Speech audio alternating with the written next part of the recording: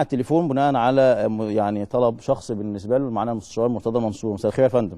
ما هو مش هتفرق يا حازم طلب شخصي ولا مش طلب شخصي. ما لا عشان حضرتك عايز ليك يعني ليك يا حازم عمال يشتم في الناس وعمال تدلعه. فين بدلعه فين بس شخصي. يعني حضرتك بس نهدى برضه. انا يعني هادي ومحترم، ما بقولش عجول وما بقولش بتاع وانت ساكت. وانا بحترم الناس كلها معايا على التليفون يا استاذ المستشار. لا كمل السؤال بتاعك الاول وانا معاك. بتاع ايه يا فندم؟ اللي هو يعني كمل له مداخلته وانا معاك. انا منتظر. ما هو مع سيك قاطع يعني كمل مداخلتك معاه. هنحاول نجيبه يا فندم. حاضر اتفضل حضرتك واحنا هنجيبه بعد كده. لا كمل مداخلتك عشان ارد على كل ما هو خلص. ما هو التليفون قطع والله. بص يا استاذ حسن، حوار العجول اللي قال عليه الاستاذ ممدوح عباس، واخد بالك، هو فعلا حوار عجول. ليه بقى؟ الذي يتحدث عن الجمعيه العموميه والشرعيه وقد انتهكت الجمعيه العموميه.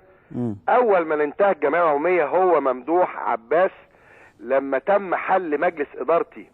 تاني، حل مجلس ادارتي، وانت راجل كنت كابتن الفريق في النادي، عارف يعني اللي بيقولوا ده انت عارفه.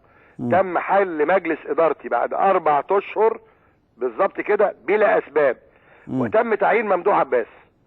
ما سمعتش صوته، ما قالش ده انتهاك.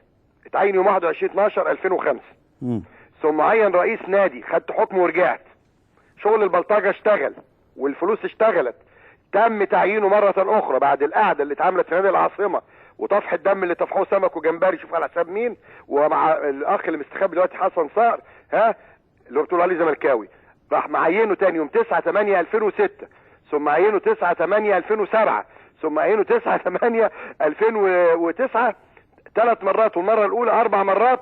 ما سمعناش عن جمعيه عموميه اللي بيقول لك دلوقتي انتهكت الجمعيه العموميه ويحرض اعضاء الزمالك. يا اعضاء الزمالك اصل كنتوا ولاد البطه السوداء وانتوا اللي بتتحلوا. لا، انت حلتني وانت جيت مكاني يا ممدوح.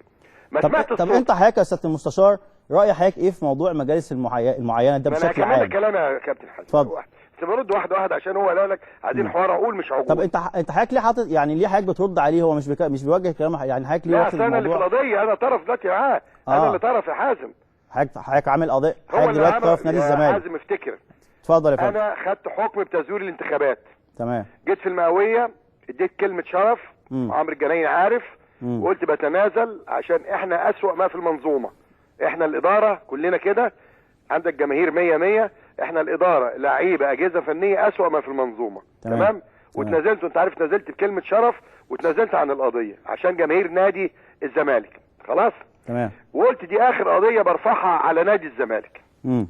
الاخ ممدوح عباس رفع قضيه انا طرف فيها، انا متدخل فيها، اللي كان بيتكلم عنها. تمام. انا بقى بسال يا كابتن حازم، هو بيقول اشمعنى النادي الاهلي واشمعنى مشوه هو؟ النادي الاهلي ما حرضش حد على العمري فاروق اللي قبل طاهر ابو زيد انهم يضربوه، ادي واحد. النادي الاهلي ما عندوش حد حرض على قتل شاب صغير عنده 16 سنه يا كابتن حازم، اللي انت رحت العزا بتاعه اللي هو عمرو حسين.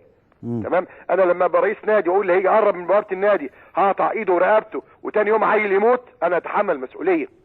نمره 3، لما يكون يا حازم المديونيه انا سايب نادي الزمالك، لا انت عارف طبعا التسليم والتسلم دون بتيجي لجنه مديريه شباب. تمام. انت عارف ده طبعا. لما انت معايا ولا مش معايا؟ انا معاك يا فندم. معاك. لما تيجي المديريه تستلم النادي سايب فيها انا فايض 6 مليون، يجي كمال درويش يلاقي مديونيه 268 مليون، يبقى يا استاذ ممدوح حضرتك انت اللي فاشل. نمره 4، فين فريق السله والطايره واليد يا استاذ حازم؟ فين الفرق دي؟ فين فرقنا؟ فين لما كان الكره بتقع الفرقه دي كانت بتشيل النادي؟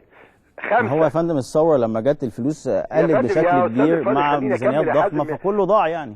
الكل بيتحمل المسؤوليه. خلاص.